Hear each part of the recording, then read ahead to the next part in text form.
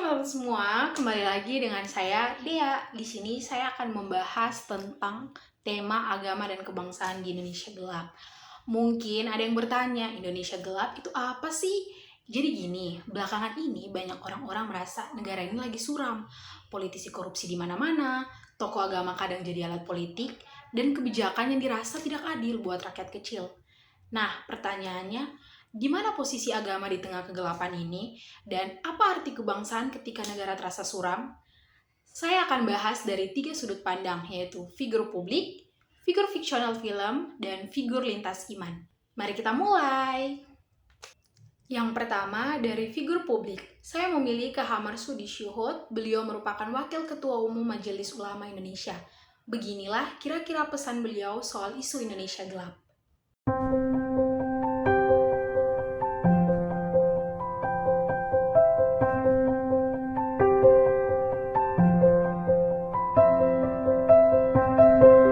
Jadi, menurut Pak Marsudi, istilah Indonesia gelap itu sebenarnya cuma narasi negatif. Beliau mengingatkan kita supaya jangan ikut-ikutan panik.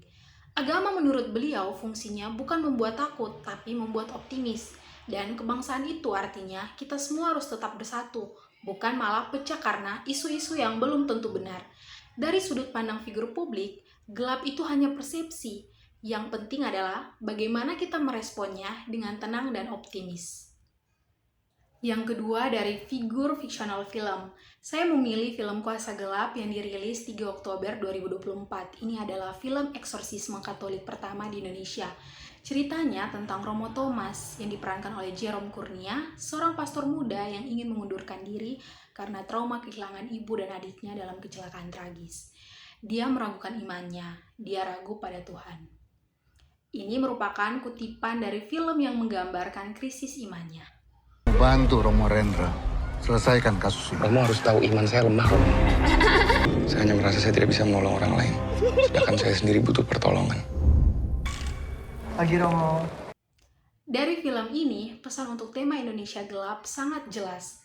Kegelapan itu nyata, kehilangan iman itu bisa terjadi pada siapa saja, bahkan pada seorang pemuka agama. Dari film ini juga mengajarkan bahwa kegelapan bukan akhir. Romo Thomas yang awalnya ragu, akhirnya tetap bertarung melawan kuasa jahat untuk menyelamatkan orang lain. Pesannya, krisis iman itu wajar, tapi jangan biarkan kegelapan membuat kita berhenti berjuang. Dan yang ketiga, dari figur lintas iman. Saya memilih Romo Frans Magnus Suseno, seorang filsuf dan kerohanian Katolik. Beginilah pandangan beliau tentang kondisi Indonesia yang gelap. Indonesia menurut saya menghadapi 3 tantangan yang amat serius.